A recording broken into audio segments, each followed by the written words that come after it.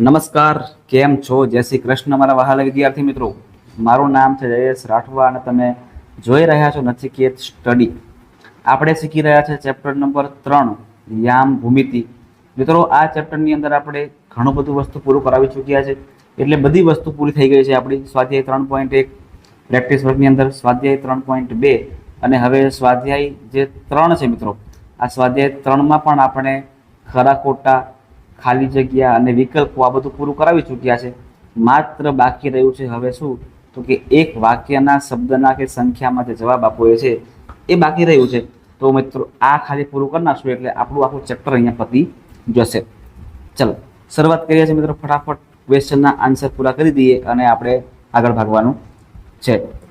X dash o Y ડેશનો અંદરનો ભાગ કયું ચરણ? મિત્રો, આવો નવો સેમ પ્રશ્ન ખાલી જગ્યામાં આપણે સોલ્વ કરાવેલો છે. X dash o y dash એટલે આવી રીતે ખૂણો બને તો આ જગ્યાએ કયું ચરણ આવેલું હોય મિત્રો? તો આ જગ્યાએ તમને તૃતીય ચરણ જોવા મળે છે. કયું ચરણ જોવા મળશે મિત્રો તમને અહીંયા? તૃતીય ચરણ તમને આમાં જોવા મળવાનું છે.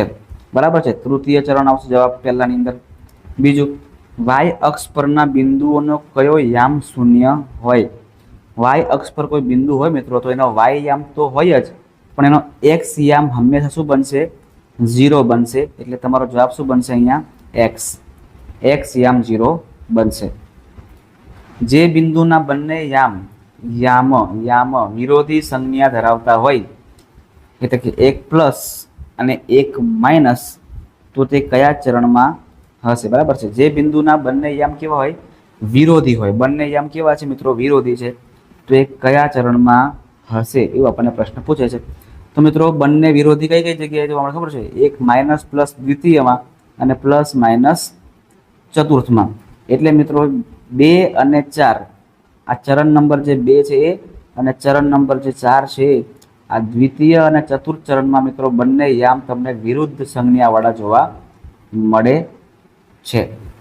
આગળ 8 અને -8 ને જોડતી રેખા કયા અક્ષને સમાંતર હોય? જોજો, સમાંતર તમને પ્રશ્ન પૂછે ને તમારે વિરુદ્ધ લખવાનું. જેમ કે અહીંયા કોમન કોણ છે? 8 અને શાના પર છે? વાય પર. તો વાયને છેદે એવું કહેવાય. શું કહેવાય? વાયને છેદે. પણ સમાંતર કોને હશે? આપણો મેન જવાબ સમાંતર. મિત્રો, સમાંતર હશે એક્સ અક્ષને. એટલે આપણો જવાબ શું આવશે? એક્સ અક્ષ.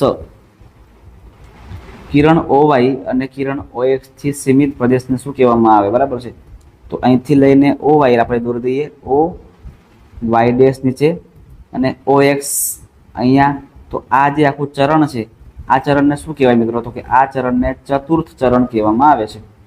આને કયું ચરણ કહેવામાં આવે મિત્રો? આને ચતુર્થ ચરણ કહેવામાં આવે છે. આગળ, યામ સમતલના યામાક્ષો વચ્ચેના ખૂણો કેટલો હોય છે મિત્રો? તો કે 360/4 કરી દેવાના. કેટલો ખૂણો બને? તો મિત્રો, દરેક ચરણ પર 90 નો ખૂણો બને. જો બિંદુ A0 કિરણ OX ડેશ પર આવેલા હોય તો એ ધન સંખ્યા છે કે ઋણ સંખ્યા? OX મિત્રો આવી રીતે છે, બરાબર છે, આ બાજુ સાઈડ પર આવે અને અહીં બધી ઋણ સંખ્યા આવે. એટલે આપણો એ પણ કેવો હશે? ઋણ સંખ્યા હશે. કેવો હશે મિત્રો? ઋણ સંખ્યા હશે. લખી દઈએ છીએ આપણે અહીંયા OX ડેશ. આગળનો પ્રશ્ન જોઈએ છે. કયો અક્ષ બિંદુ 7√3/4 0 માંથી પસાર થશે? તો મિત્રો જોજો, સિમ્પલ પ્રશ્ન છે આ, જોરદાર મજા આવ્યો પ્રશ્ન છે મિત્રો. તો સિમ્પલ છે. આમાં તમને કયો અક્ષ આપેલો છે? જે તમને આપ્યો હોય તો કે તમને અહીંયા એક્સ આપેલા છે. તો આ જે છે મિત્રો એક્સ અક્ષને છેદે અથવા એક્સ અક્ષમાંથી પસાર થાય એવું કહેવાય. તમને જ્યારે પણ પસાર થાય એવું પૂછે કે તમને જ્યારે પણ છેદે એવું પૂછે, તમારે મિત્રો એ જે તમને આપ્યું હોય ને તમારે લખવાનું છે. જે બિંદુનો એક્સ યામ ઋણ છે અને વાય યામ ધન છે. એક્સ યામ ઋણ અને વાય યામ ધન. તો આવું તમને ક્યાં જોવા મળે મિત્રો? દ્વિતીય ચરણમાં જોવા મળે છે. આવું તમને દ્વિતીય ચરણમાં જોવા મળશે. અને હવે આપણો છેલ્લો પ્રશ્ન. એ બરાબર આપણો 5, બી બરાબર 3, સી બરાબર -8 ને ડી બરાબર -5 હોય તો બિંદુ A + C અને B + D. ચલો, એ ની કિંમત છે 5, સી ની કિંમત છે -8 એવી રીતે બીની કિંમત છે 3 અને ડીની કિંમત છે -5. આને સોલ્વ કરીએ છીએ આપણે હવે. તો 5 પ્લસ માઇનસ -8, અહીંયા 3 પ્લસ માઇનસ -5 ને 5માંથી 8 કાપો તો -3 બચશે, 3માંથી 5 કાપો તો -2 બનશે. બંને માઇનસ માઇનસ છે, મતલબ કે જવાબ સીધો શું આવશે આપણો? તૃતીય ચરણ. કયા ચરણમાં બિંદુ હશે મિત્રો? તૃતીય ચરણમાં બિંદુ હશે. કમ્પ્લીટ છે. તો અહીંયા આપણો આ વિડીયો પૂરો થાય છે. આપણું ચેપ્ટર પણ અહીંયા મસ્ત રીતે મિત્રો પૂરું થાય છે. ખૂબ જ જોરદાર ચેપ્ટર છે, મજા આવે એવું ચેપ્ટર છે. પૂરેમાંથી પૂરા માર્ક્સ આપણને મળી શકે એવું મિત્રો આ ચેપ્ટર છે. તમારે આની પર ખાસ ફોકસ કરવાનું છે. મળીએ છીએ મિત્રો નેક્સ્ટ વિડીયોથી. હવે આપણે ચેપ્ટર નંબર જે 4 છે, દ્વિચલ સુરેખ સમીકરણો, એ પણ એવો નવો સેમ ચેપ્ટર છે. દ્વિચલ સુરેખ સમીકરણો વિશેની તમને સૌથી પહેલાં માહિતી આપીશ. સૌથી પહેલાં મિત્રો તમને એના કોન્સેપ્ટ સમજાવીશ કે શું આમાં કરવાનું છે. ત્યાર પછી આપણે ધીમે ધીમે સ્વાધ્યાય 4.1 અને ત્યાર પછી સ્વાધ્યાય 4.2 અને ત્યાર પછી સ્વાધ્યાય 4 આ પણ આપણે ઉતાવળે પૂરું કરી દેવાનું છે. જે ચેપ્ટર સિમ્પલ છે, સરળ છે, બરાબર તમને આવડી શકે એવા છે, એ ચેપ્ટરને આપણે ખૂબ ઝડપથી પૂરા કરીશું.